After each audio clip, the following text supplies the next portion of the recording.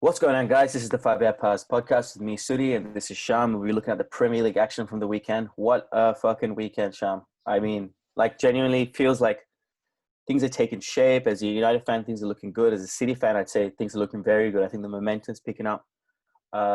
Liverpool, massive win. Spurs, symbolically massive win. It was just 2-0, but I think they're now the big brothers in North London. Chelsea just going about their business, dependable Blues. What do you think of it, man? How do you think the league is shaping up now? Yeah, I think the big dogs have come out to play. It's all the teams at the top are winning, and you're starting to see some separation. Southampton versus Brighton will be interesting tonight to see if Southampton can keep up, because a lot of the teams at the top basically won, and in some of them we weren't really expecting them to, so they've done very well. So very few surprises, huh? Yeah, you see there. I think Everton won, but West Ham lost. Wolverhampton lost. Villa didn't play. So you're starting to see some of those teams just coming down the table, and that gap between. So if United and City win their game is in hand, you've got 4 points between 7th and 6th. So that it's starting to take that shape at the top. Mm-hmm, mm-hmm. And I think City, as I said a moment ago, I think City have now. You just feel things kind of moving for them. Literally, as we always say, kind of for every City game, Raheem Sterling early goal from a Kevin De Bruyne pass, and exactly what happened. You just feel things are picking up for them. They probably took the gear. I watched the first half. My guess is they took the gas off the foot off the pedal. Sorry, foot off the gas in the second half. As you can, they got to play midweek, and then they got the derby next weekend, which could be huge going into Christmas, as Fergie would always say. See where you are after Christmas. Let's start on what I thought was the biggest game of the weekend. I think we both agree. Spurs, Arsenal, 2-0. 2-0 by, I wouldn't say it's a Mourinho masterclass. It seems like he just knows how to get that done.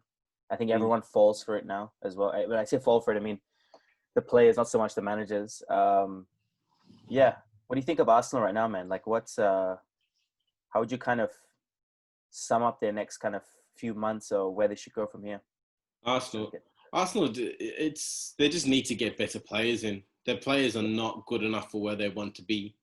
Apart from Lacazette, Aubameyang, and Leno in goals, like who really in that team could you see winning a title? You know, Partey's good, but he's not been there long enough. They lack some serious quality and depth in their squad.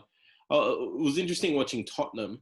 I stumbled in YouTube on the weekend on Mourinho's Real Madrid teams, the teams that had Benzema, Higuain, Ozil, Ronaldo, Di Maria up front, and was watching that they'd set the single season record of most goals by a Premier League team. And just watching a lot of those goals, it looked a lot like the goals that Tottenham scored on the weekend. Sort of, they win the second ball in front of the box. There's sort of a clumsy-ish sort of clearance to a forward who suddenly turns and plays it in, and there's suddenly this whole stream of attackers going at the opposition goal. The goals that Tottenham scored look so much like those Real Madrid goals. Sean, what season was that? Was that 8-9 or 9-10? No, it couldn't have been 9-10. Yeah, the Mourinho with Madrid. What was it? 11-12 maybe? In up to 2010, he won the Champions League with Inter, and then he moved to Real Madrid. So I'm thinking it was 2012. No, I just want to see that. Keep going. I just want to see that league table. I'm just going to bring it up here. Yeah, I think it was 2012. So he had that. If you look, I mean, Son's goal was a quality finish. It was an absolute fantastic finish. But both of the goals were scored in these waves of players coming forward. I think Tottenham had a 4-on-2 with a second goal as well. But if you told me that Tottenham beat Arsenal 2-0 and Son and Kane scored the goals, it's probably the most obvious result in the world. We both picked 3-0. Arsenal actually played better in the second half, but I think Tottenham were probably a bit like City, just content to just sort of sit back and let Arsenal try. But yeah, Arsenal didn't really look like opening up Tottenham's what looked like a low block at times in the second half. I don't think it was almost as if Tottenham weren't really trying, and that's probably the biggest insult that they did. Just on that point, that season, Madrid scored 121 goals. Barca scored 114. Ronaldo scored 46. Benzema and Higuain got 21 and 22 respectively. Yeah. Just to kind of sum it, and if you go and you look at I think as well, the white shirts, the kind of type of players they have is very similar. You have a good point. It's more similar to that Madrid team than it is to the Chelsea team, which I would have said the Chelsea team in the last few weeks. Spurs are going. Kane looks a lot like Karim Benzema, as opposed to like a Didier Drogba type player, and it's kind of built. Son looks a lot like that sort of. I'm not saying he's as good as Ronaldo, but in terms of the way that he approaches the game, that sort of quick pace, cutting in from out wide, good finishing. He's Ronaldo-ish in terms of the type of player that he is. The influence he has in the team, because if he doesn't play, you're thinking, where the goal's coming from? Because they link, man. Their partnership is nothing short of telepathic at this stage. Yeah, I think it's a proper York Cole partnership, isn't it? Like telepathic. Well, I mean, to all respect to two of the best partnership ever, it's actually Frank Lampard and Drogba. 36 goals and assists between that they've assisted each other for. Harry Kane and Son have 31, and you can see them playing together for another 3 years. On top of that, Son's still pretty young, isn't he? Kane's 27. I looked that up on the weekend because he apparently is now the leading top scorer in Tottenham Arsenal games. Let me just check. I think Son would be of a similar age. Son a couple of years ago was having a drama with his Korean citizenship. If he hadn't won a major tournament with South Korea by 25, he was going to have to go and do 2 years of army service. So he's still quite young. He's I think that was 2 years ago, but yeah, no, you are right. It's that's why my career was derailed, Shyam, because I had to go back to Singapore to national service. But that was the difference. No, he's 28, so prime of his power. So is Harry Kane, and then he has in Makalele he has Højbjerg in the middle of the park playing in that center circle. Very impressed, man, and I think we've all eaten our words a little bit. We all kind of believed in Arteta. Not that I don't think he could do a good job. I just don't think he has the players at his disposal. They haven't scored since the United game, man. I don't think they have. Yeah. I think Aubameyang's not scored. I think they scored 1 goal in open play since the first week of the season or something like that. It was some horrible statistic. I'm trying to find it. No, there's some horrible statistic about how much they've scored in open play. I think it's 1 goal in open play since the opening day of the season, which is terrible. Wow. So I mean that leaves Arsenal at 15th.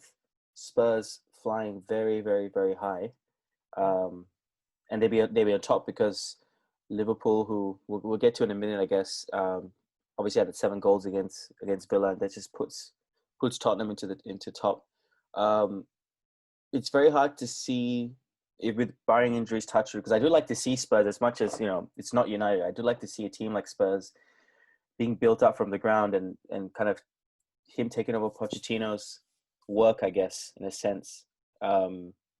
It's not. You have to give credit to Pochettino for bringing these players through. Tim Sherwood as well. A little bit of credit for bringing Kane through, and this is the culmination of 5 to 7 years of work.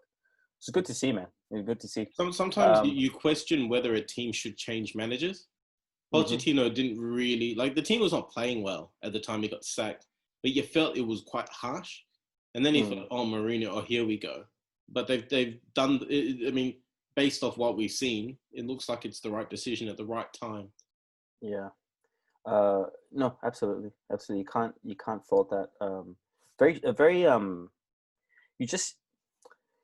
I still have a feeling like if they go win the league this year at this stage, if you tell me now they're going to win it in May, I wouldn't be surprised. But there's just still like a kind of niggling feeling, that they've made a deal with the devil in Mourinho. That third season, Mourinho.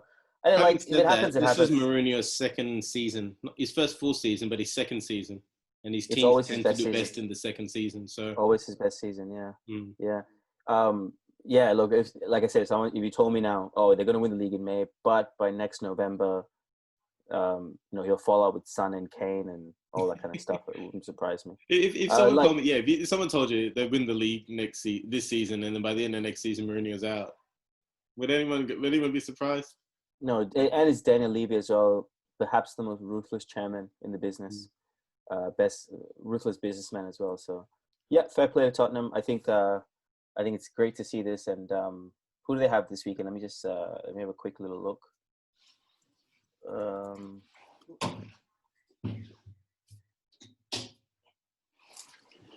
So they do have you'd say considerably tricky run.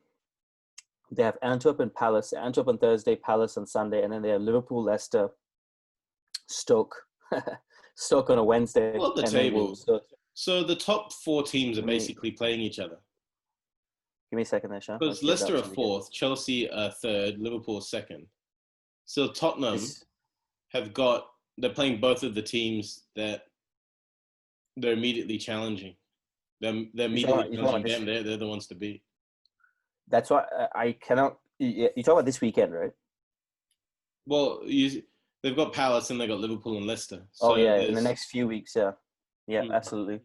And so these are the fixtures from the week. Yeah, so it's a big weekend. Big few weekends because they're playing there, and then on the 20th there. So 4 days. Right. Is that a half week? Yeah, So the Tottenham Liverpool games are midweek. Yeah. So in 1 week they're playing Palace, Liverpool, Leicester. It's probably not the best time to play Palace as well. They did quite well, winning 5-1. Their biggest Premier League victory, apparently. Oh, really? Fair enough. That pushes them up. That last nicely. great team they had was just before the Premier League started, so it's not that much of a surprise. I mean, they were a powerhouse. Even in the early '90s, they were a big team. But that was just before the Premier League was formed. Yeah. Wait, did what's his name? Ian Wright played for them. Yeah. Famously. You know the story about him leaving, right? I do, but say the story. I know the story. You've told me before, but say the story. I forgot who the manager was. I believe it was the manager or the chairman of the club came out and said, because they were the first team to play 2 classy athletic players up front. Who was this? Was it Dion Dublin? So Trevor Sinclair, maybe? Sorry, Dion Dublin for United. Yeah, probably Trevor Sinclair. Yeah. So basically, he was asked about his classy athletic strike force, and he said that the players up front add skill and flair, but we still need the right players for their common sense. And Ian Wright heard that, handed in a transfer request, and went to Arsenal. I mean, who could that be? It wasn't Steve Coppell, was it? Or Dave Bassett? I reckon it was Dave Bassett. Anyway. I reckon. I'm thinking it might be Coppell, just given the time. It depends when Wright. It'd be interesting to see when Wright moved to Arsenal, because it happened quite quickly. I actually listened to a podcast with him and his life story. He never brought this up on the True Geordie podcast. So 91. So it would be Steve Coppell. No, it's well before. I was thinking 95. If it was the manager, it might have been the chairman. I'm not exactly sure who said it. Yeah. And I don't want to say unless I'm very sure. What do you think? So I want to get to the United game next. But what do you think of? I think it's Millwall are one of the clubs that booed when with this whole Black Lives Matter. And I won't say Black Lives Matter, but kick out racism, taking a knee thing. I just don't wait. I was like, I don't know what to think of it. I don't know I don't know the nuances of where they're from. I don't want to say it's wrong because I think it's quite harsh. What did Millwall do? Sorry. So the Millwall fans and a few other Premier League teams fans booed players for taking the knee, and their own players as well. You know how they take a knee just before the game. 9 seconds before a game. Yeah. I think it's 8 seconds actually, because that's how long George Floyd had. It was 8 minutes and therefore 8 seconds. Okay. But anyway, the time is relevant. Did you know anything about this or? I wasn't aware of it. Okay. I found that my experience of racism, or what I've seen, is that if people are booing it, they're either trying to tell the players to not be so political, or they're afraid of it. Like, people can be the problem with racism, without going into too much details. When you challenge racism, you're telling people that they're wrong, and people don't like being told that they're wrong. Yeah. Even if it's being wrong for wrong's sake. So it's that resistance. It's either that, or it's just the old, LeBron James shut up and dribble thing, Yeah. All right. I don't get too much into that. I was just curious as to what you thought about it. Anyway, United game of two halves. I think we heard that phrase all weekend. It was literally a game of two halves. United, Pogba, all look like a different team. And those goals, that goal from Pogba, my days. Yeah. Greenwood, that Greenwood finish reminded me a little bit of the kind of skill that Dennis Bergkamp had against Newcastle. That goal against Newcastle, the way he just flicks it, turns 180, puts it in the bottom corner. Not the same type of goal. Argentina against Holland in the '98 World Cup. There's a similar goal. It's a similar goal. Yeah. Yeah. Well, okay. There's, I think there's elements of both goals there, and then Rashford kind of rounding the win up. I'm wondering what is the kind of mental block. Firstly, I can clearly say that goal. I think that goal was definitely should not have been a goal, Pogba's goal, because I think the ball did go out. But it is what it is now. But what do you think that? When Like, what do you are you think saying United? when Bruno brought the ball up, it went out? Oh yeah, Dean Henderson. You see it. You can see it very likely went up. Okay. Yeah, I remember. Yeah. I didn't think about it too much, but I remember seeing it looked very close to the line. It's a thumping kick. He's got a De Gea's not known for his kick. No. That's a massive kick. It was a great finish as well. United just didn't turn up in the first half. No, they were missing. Their two best players this season have been Rashford and Fernandes. And they were not playing, and the team just seemed a bit bereft of direction. They were quite lucky to only be 1-0 down, frankly. If it was 3-0 down, no one would have batted an eyelid. Tottenham put away those chances and had them 4-1 at halftime. They played probably about that level, but they were just a bit luckier in terms of not going behind. But yeah, when they... And even the second half, they played gradually better. It was more when they scored, they really flicked a switch and played with that swagger. Yeah. Scoring the goal seemed to turn the match. And quality finish by Pogba. He had to hit it. He hit it right in the corner, and he had to hit it right where it was because the keeper actually had the rest of it covered. But I was actually happier to see Greenwood's goal because Greenwood is a bit lacking in confidence. It was an instinctive quality strike. It's the type of strike that he was hitting at the end of last season where he catches from everyone those out same of it, angles, and he's in the from right those place same at the angles right as well. time, hits it at the right angle. 100%. It's his first Premier League goal for the season. I think second in all competitions. That with Cavani out, with Martial below par, with Solskjaer wanting to play Rashford on the left, there's a spot there for Greenwood if he's ready. Yeah, you were saying that last season. You said you were talking about Greenwood playing centre, and every time you said it, I always felt a bit of a niggle. I was thinking, I always thought Martial, it'd be hard to displace someone like Martial, but football's a fickle game, man. It's like every year at the start of the season when you play for your amateur sides or whatever, and they tell you, maybe not so much, well, maybe for you, but a bit more for me, when if I'm not making the starting 11 and the coach says like injuries will come, form will dip, and you just go like, oh, there's no way this guy's gonna dip in form, and then before you know it, you're playing. And it's a fickle game, man. So it is sad to see Martial. Long-term, Greenwood will play as a 9. How he gets there is up to question, but he's got. If you've got that eye for goal, you need to play as a striker. The fact he's a well-rounded footballer as well is great, but he's got an incredible eye for goal. I've not been that on a youngster since Harry Kane, really, in terms of his ability to score. Yeah, and Martial just seems it's something beyond confidence. There's something going on as a mental block because he can't even seem to get a first touch to hold out the ball anymore. There was something that he could do to get the touch, turn, and lay it off. He did a bit better in the second half, but the last few games he's been poor, man. He's been poor. He's a great player, but he's just been poor. Sorry. So my question to you is, do you think this sort of style of play is enough to challenge this year? I still don't think United will win. People are kind of getting excited. I'm getting excited myself, but logically, do you think these bunch of 12, 13 players without injuries can go and challenge, let's say, Liverpool, Chelsea, and Spurs? And City. So, because I think that United got third last season, great, but it was probably the lowest amount of points ever scored by a third-place team. I think that Tottenham and Chelsea have gotten better, and I think United are probably still playing for that third or fourth spot. This is what we talked about last season when we say teams get better. Tottenham got better, Chelsea got better, City got better, Liverpool can't get better, but they were up there. That United is still chasing those guys, and Leicester's come as well. Leicester doing exactly what they did last season.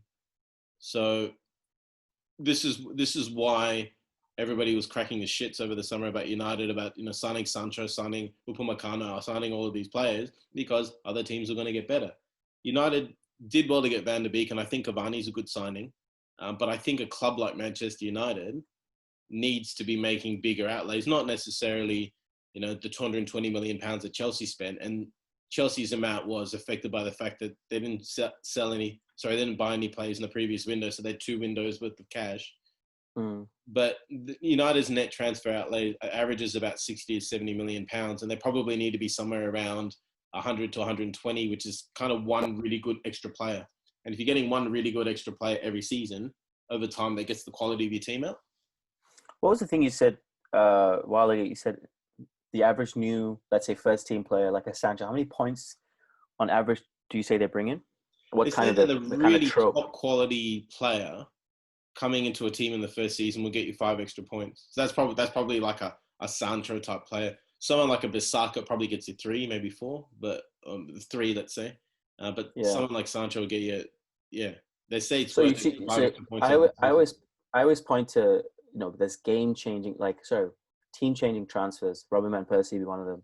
Van Dijk and Alisson would be a more recent example in the way modern football, like the way football's played now. I mean, they brought in, I have to go look at the difference, but they easily brought in 10 to 15 points. And that would kind of support your theory of the 7.5 to 5 or so points for the big players. To be honest, it's actually a theory I heard from Stephen Housen. And so I went and looked a bit up, and I think it's right. So that's why I was saying I wasn't trying to pass that off as my own theory, but no. I'm sure you heard it somewhere else. But my point is that I've always kind of looked at Liverpool when they sold Coutinho. Well, you could argue that the Neymar transfer kind of had this huge kind of downstream effect, buying Coutinho to buying Van Dijk and Alisson. But they changed Liverpool, man, those 2 players. And the effect of Van Dijk is seen. We'll talk about Wolves now, I guess. We'll move on to that now. The effect is seen last night. He has given that team so much confidence that he doesn't even have to play. That team is so brimming with confidence, and that you just lost the best. Van Dijk.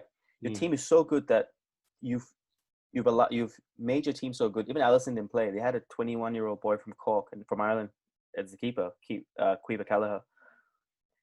They're so bringing with confidence. It's like we don't need him. We'll win 4-0 anyway. If Van Dijk played, that would have been the same scoreline. My point is, Liverpool now are in such a good position from such good transfers, some players with great attitude as well, that they're the best team in the world, man. I said when they lost Van Dijk, I said if they go on to win games the way they have been, I take my hat off, man. They're the best team in the world. There is no one even close. They're the best team in the world, and the thing is, what was I going to say? The thing about them, they have that feeling of that team that you just feel like you're going to win everything forever. You know when Chelsea were really doing well under Mourinho, like you just felt they'd win every game for the rest of eternity. Liverpool got that feeling about them at the moment. Could not agree more, man. You're just kind of wondering. You're putting the pieces together. You're like, well, in a couple of years' time, Firmino won't play. But I'm like, no, he still will be playing because they're all the 3 of them. They're all the same age. 27, 20, like they're all 27 or 28. And then Jota's 24. Thiago's 29. Got 3 years. It's like, how many more years do we have to see this? The team was built to win now. I think Van Dijk and Alisson and Alcantara and Henderson, they're all around that they're in that peak age. Yeah. It's really nice to watch as a Liverpool, as a footballing fan, to see a manager build a club like that. So let's talk about the game. 4-0. I just have to go and remind myself. The thing that I noticed that I wanted to bring up is, and I remember watching this was in the World Cup, Australia versus France. France are obviously the much better team, but they didn't push Australia back into a low block. You could see from when they were building, they built from fairly deep. And from building from fairly deep, Australia couldn't put the low block, and Australia had to come out to play a bit. And Liverpool do that very well. It's almost as if United are the only team in football at the moment. They seem to squeeze a team back and not be able to penetrate the low block. A lot of Liverpool's goals came from quite long passes from deep into channels beyond the last man and having waves of players running forward onto the ball. It's not the type of football that you associate with champion sides. You wouldn't associate that type of goal with a Man City or Guardiola's Barcelona or anything like that. It's very different in terms of a way a good team classically plays. And I think football's gone that way, where they're not trying to make teams condense into a small box outside the box. They're trying to keep them half open, i.e. keep the door ajar, so to speak, and then get through. A lot of their goals came from transition. There was The first one was a long ball, which was badly controlled, but Salah was there. There was a goal from a set piece, but the goals tend to come from transition football. Genie's goal was the example of what you're saying, where 2 seconds before that, Hull should have scored. Genie's goal. No, sorry, no. Sorry. So no, I'm thinking of the Spurs game. Sorry. I meant Genie Wijnaldum's goal. It was a long pass. Oh, Wijnaldum, yeah. Wijnaldum, yeah, Genie Wijnaldum. Wijnaldum's goal, the fourth goal, which was an own goal, was just a long ball down the wing, and then a great cross from Semedo's own goal. But it was a great cross and right in the right spot. And that's where the goalkeeper know what to do, the defender didn't know what to do. Mane sort of hit it into the defender and it just wobbled in because that's pressure, from a quality ball. Yeah. So it's very, very well described. You said Liverpool look like now they're going to win every game till the end of time, and they're only going to get better. Now I'm thinking as well. The thing I wanted to say before I just kind of slipped my mind was Thiago Alcantara is injured, and this guy Curtis Jones has come in and seamlessly. He's not the same type of player, but he's definitely replacing the injury that is Naby Keita and Alcantara. Great young player, man. Nice little fight. A lot of Liverpool's midfielders are similar. The two that are sort of different, Keita, because he can, a bit like Oxlade-Chamberlain, like he can run a bit with the ball, knock it and pass and move. And Alcantara is just a silky playmaker, a street baller playmaker. But the rest are all fairly similar. So Curtis Jones offers something a little different to them. And I think that's why he's getting the game time. And he's certainly deserving it. He's playing very well. He is. We'll get to Wolves. I think that loss kind of represents their season, very hot and cold. They can turn up and play brilliantly against Arsenal like they did. And then they score the 2 goals, sit back, absorb the pressure quite well. But it's very hard to do that against Liverpool. So talking about Liverpool, I'm just going to look up their next few fixtures. And Wolves are very up and down, and it's evidenced by them being 10th in the table. I think they've only got 1 draw. Yeah. They just keep winning and then losing. Sorry, Liverpool. I mean, they're Fulham this weekend, so they will probably go top for a little while. Yeah. Well, they're Fulham, and then next week we have the big one, Liverpool Spurs next week, as we said before. I hope those 2 teams win, or at least get the same sort of result. Well, I hope they both win this weekend, just to get it to be that top of the table clash. I watched the game and the Liverpool game last night, and I watched from the start, and the fans are back, and fucking hell, man, 2,000 Liverpool fans. I was going to say, I don't know if that gave the team a bit of energy and a bit of swagger. Without a doubt, I thought that London was the only, let's say, was the only county or city that was that had fans back. I didn't realize Liverpool had fans because Manchester doesn't have fans. But I tell you, man, when the game started, I felt like texting you. I was thinking, if there's a team that can respond to fans, is Liverpool. Istanbul, Wembley 06, the title run in last season before COVID hit. There's a team that responds to fans. It's Liverpool. Yeah. So yeah, look, they're second in the ladder. I'll just. I think it's only in goal difference, isn't it? It is, yeah. 5 goals. Like I said, the Aston Villa game has kind of fucked them up a little bit, but they have scored more goals than Spurs. It's just the 17 that they've let in, which kind of lines things up nicely for next weekend. Can we move on to Chelsea? Sure. The dependables at this stage. I think they're just they're doing things that they did do last season, which is just win, very quietly win. Multiple players taking the burden. I say burden, I mean the scoring load and not conceding. So suddenly Giroud has come into life. Kurtzuma scored and Pulisic, who I think was your player. Werner set up Pulisic, and Pulisic was my player, and Werner is your player. Oh, yeah, that's right. So I could sit here and go Pulisic scored, but yeah, the assist was from Werner. Pulisic came off the bench, by the way. It's interesting because they seem to have settled on how to use those players now. All their new players started. So Werner played left, Ziyech on the right. Havertz seems to be playing as a free 8 with Jorginho behind him. So they're starting to figure out how to fit all of these attacking players together.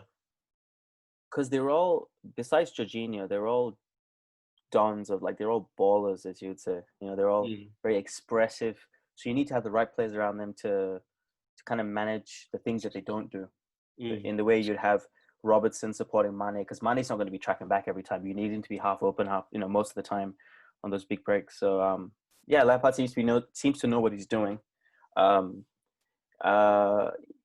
they've qualified for Europe, so they have a kind of easier week, I guess, against Krasnodar. Krasnodar, yeah, Russian team. They'll play their reserves in that game. They're guaranteed top of the group, and they play the reserves. We've been playing a lot of their reserves anyway. Maybe I don't know their Champions League group, but I think they've got a fairly easy draw. I mean, they're Seville second, and they want to beat them 4-0. I was reading a stat on Giroud: 13 goals and 13 starts, and first player since Jimmy Floyd Hasselbank to score for Chelsea in 6 consecutive starts. Wow, Jimmy Floyd Hasselbank. It's not so much that he's a great striker. I think he's very underrated, but I think as well he's being used well. He's a bit like a Gallo on steroids. A bit like Marta with that goal that he set up for Rashford. Marta has a place in that United team. Giroud has a place in this Chelsea team, but it's a depth player. Giroud's not going to start up front every game. Yeah, he has a role against certain teams where he will be very effective.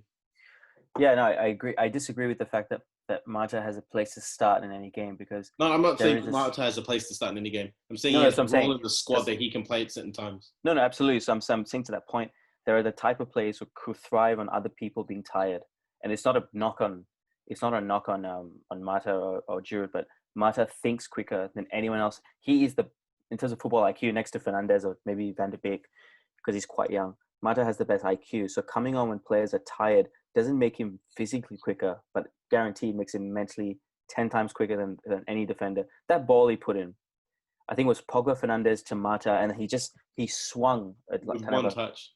Yeah, the way he swung that ball in was so instinctive, and Rashford's pace is just, it's one of the fastest players in the league. So, you're right. So Giroudinho, as Patrice ever called him on the weekend, 4 goals last weekend, and they scored again today. More goals in the league than Torres. More goals for France than Thierry Henry. Karim Benzema, sorry. I think he's the second top scorer for France at the moment. I mean, that's fair play to him, man. He's kind of taken everything in his stride and just kept going. But from someone who was meant to leave in January, he was meant to go back to France to get some game time. Apparently Conte wants him, but Lampard won't sell him this season. But I think Conte is going to come calling in Jan. Lukaku and Giroud up front. Jesus. With Sanchez on the wing. He's a good-looking fella, Giroud. That beard, always well-groomed. That leaves Chelsea, as we said, in third place. Not far at all, man. It's so tight. If United win the game, they go on level points to Chelsea, and I was really hoping Leicester would have dropped that point, but they scored so late. Did you see Jamie Vardy got booked for the celebration? Yeah, because he broke the corner flag. I've never seen that before. I mean, Timmy Cahill tries to punch it every time he scores a goal, but I've never seen anyone actually break it. There was a few kind of things on Twitter saying that, because it was LGBTQ weekend, so all the corner flags, the captain's armband rolled, the flag, the rainbow flag. Oh yeah, I saw the captain's armbands. Someone had said on Twitter saying that he's a homophobe, Jamie Vardy, and someone replied going, he scored against Sheffield United. He goes, he's not a homophobe. He hates Sheffield United because he's a Sheffield Wednesday fan. Yeah, he grew up in Sheffield Wednesday, man. So imagine scoring a last-minute winner against the team you hate. Yeah, exactly. So I know he's not he might be a racist. I peg him over racist than homophobe, but he's neither. He's just a passionate guy, isn't he? I think we're gonna look back on him on the same cult status as a Matt Letizia, but a Matt Letizia won the league. That kind of I always the What's the latter day Alan Shearer? If you take the first half of his career out and just take the Newcastle bit. I don't particularly, because I think Jamie Vardy will never be regarded in kind of common conversations as one of the best who ever did it, but he is one of the best who ever did it in the league. I say that as well, the fairy tale story of coming from Fleetwood Town and then playing for all sorts. I can't remember all the teams he's played for, but isn't he the only one to score in all 4 divisions? Is that him? No, that's Matthew Etherington, is it? Etherington. Yeah, that's him. So Leicester's obviously in third. So Man City as well. We'll just quickly touch on that before we finish up here. I just wanted to say with Leeds. I thought Leeds were quite unlucky. Okay. It was 2-1, and then they had Pavetta had the penalty shot where it could have potentially been a penalty. Probably would have been a penalty had he gone down. So you Yeah. wonder if the players were too honest for their own good instead of that Yeah. using that cynicism that's there in football today. But then Yeah. there's Bielsa who, gave the other team a goal because he didn't like the way his team scored that goal, in that when Leeds United were in the championship. The So Villa game. Was it the Villa? A Derby game? Oh, it was Derby. I think it was Villa. No, it was Villa. Sorry. The Derby was the Spygate. Yeah. So it's interesting. I think Leeds have been a bit unlucky in terms of playing teams at the wrong time. I think they played. It's not like the draw, but I think they played a lot of teams when they're doing well as opposed to playing teams when they're not playing well. So, Okay. but they've actually they did quite well. Bamford's touch to get him around the keeper for that goal was quality. It was Absolute quality. Like he just touched it so perfectly to get around the keeper, and he could just knock the goal in his stride. He has Bamford has this kind of now I don't want to say he's the same quality, but he's got this Dennis Bergkamp-esque qualities about him, where not particularly fast, not the best shot in the world, but just knows what to do at the exact point in time. Yeah, he just has this IQ. this X factor. Yeah, this X factor. It's very and a technical touch. I always find it very. Yeah. I always find it very hard to say English players have football IQ because historically they're just not the same as the European players. But he does have a very high IQ. In the same way, It's funny though. You look at English footballers now. You're looking at Mason Mount, Jamie Maddison, Jack Grealish, Harry Kane. Like they're known for their technical ability. Whereas like back in the day, someone like Glenn Hoddle was like, oh, he's so different, where he was just a technical footballer. Yeah. British footballers were all of the Tony Adams and Alan Shearers, and you don't really see that now. Yeah, I mean, Grealish would be the Paul Gascoigne. The Gascoigne or the Glenn Hoddle type, just a bit more eccentric. If he had played, let's say, in the '98 team with Paul Ince and Glenn Hoddle and all those guys, Kevin Keegan's kind of managing. Yeah, it's a different kind of player. Who's your player of the round and why? Player of the round, it's a difficult one because there's moments where players did well. Ziyech did really well for the first goal that Giroud scored against Leeds. He held the ball so well and then just released James at the right time. Mata had that brilliant touch. I'm going to go with someone I don't like going with because there's a temptation to do it every week, but I'm going to go with Bruno. I thought his work for the first goal was really good. I thought he led the rally when he came on and played that second half. Real difference maker for United. I don't like picking him because as a United man, you're kind of tempted to pick him every single week, but I will pick him this week. Yeah, I would have picked him, but I had a feeling one of us would. So, but I will say this: Bruno this week. This is the weekend I've gone. I think Bruno's the best midfielder in the league. I don't think there's a better like right now. Form and he's a classy player in his form as well. There's rumors on websites about Barca and Madrid being interested in him. I was just gonna say that I texted my brother straight after the game, and I said, "This is the weekend." I realized that he's not going to play for us forever. Do you know that he's? No, I have a feeling though. I think he'll be a United man. I got that feeling. Like he'll play his peak years, I think, at the club. If the club doesn't succeed, I think he'll leave. But I think if there's a sniff of success, I see him staying. He's angry enough. I like his anger. He wants it badly, and I think he'll push and do everything he can with United. If he doesn't get it, I think he'll then go and try and win trophies somewhere else. His salary is the same as Phil Jones. My God. Well, he. Because they're sort of like those two. I had a train of thought there. Sorry. It could be a case of Thierry Henry where he leaves. He's done everything he can. He's kind of just edging out of his prime, and he goes into an already made Barcelona team. Like Henrik Larsson going to Barcelona. Henrik Larsson, yeah. It could be a case of that. But I mean, I'm not confident, man. I'm just not. He's just so fucking good, man. I thought he was a childhood United fan. Yeah, it's likely because he would have seen. I mean, he's a bit younger. He's about 26, 27, so he would have seen Ronaldo come through. I think he's younger than that. I think he's like 24, 25. 94. He's 94, so that makes him 26. Is he 94? He was born 94, 26, September 94, yeah.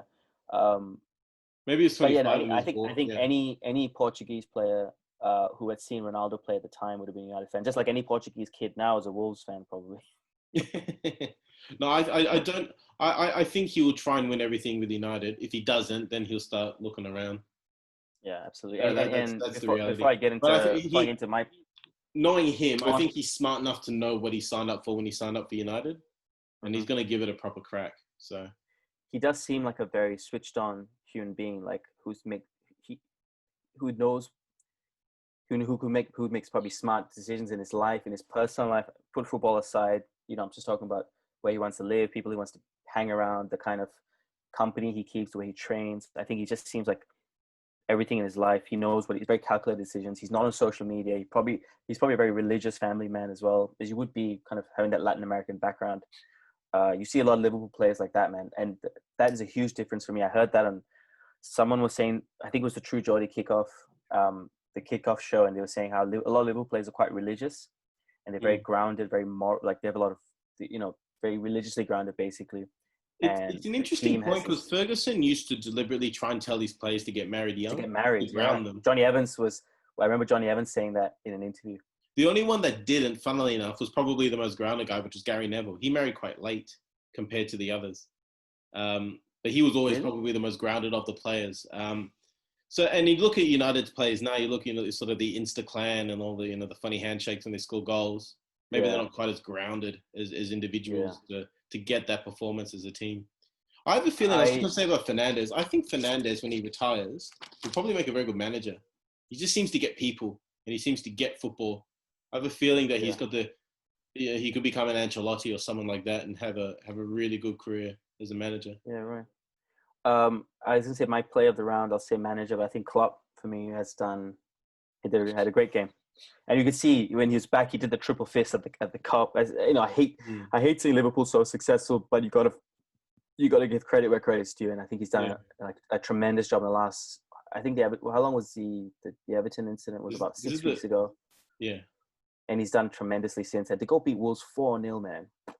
Yeah, it's nothing to be sniffed at. We got Liverpool won 4-0, but we thought Wolves would get a result. We thought they had a bit more than other teams, and Liverpool just spanked them 4-0. Absolutely, yeah. Any closing thoughts, Shyam? No closing thoughts for me. Very interested to see how the Champions League results finish this week, and that's going to lead into this weekend. I think Liverpool probably need to get a result. United need to get a result in the Champions League. Chelsea and City are okay. I think Tottenham are okay. So it'll be interesting to see how that flows on into the weekend, into the Premier League games. Aren't Liverpool through? I'm not sure if they're top of the group yet. I think they still have to get top of the group. But they're through, Just real quick. Do you see United getting the point? Do you see United getting the point? So it's 9. So it's all 9 points. PSG will likely beat Istanbul. Yeah, and United beat Leipzig 5-0. So a draw is enough to go through in the head-to-head. So there's been no draws in that group. Are you sure? Oh yeah. So I'm looking at this now. Actually, it's all no one's drawn shit. Yeah, no, I hope they are, because even against Istanbul last week they conceded 3. So they just played Bayern Munich and drew 3-3. But they said that a lot of the goals were done in individual areas by Bayern Munich players. So right. Someone was saying the whole defense should be. But Shyam, United aren't prone to defensive errors. Oh, no, not at all. Yeah, so what we got to be worried about. All right, guys. On that note, thanks so much for watching. We are the 5 Year Bats podcast. And me, Suddy, this is Shyam. Don't forget to like and subscribe and comment if you like what you hear. Keep football simple, guys. And as always, keep passing. Cheers, guys.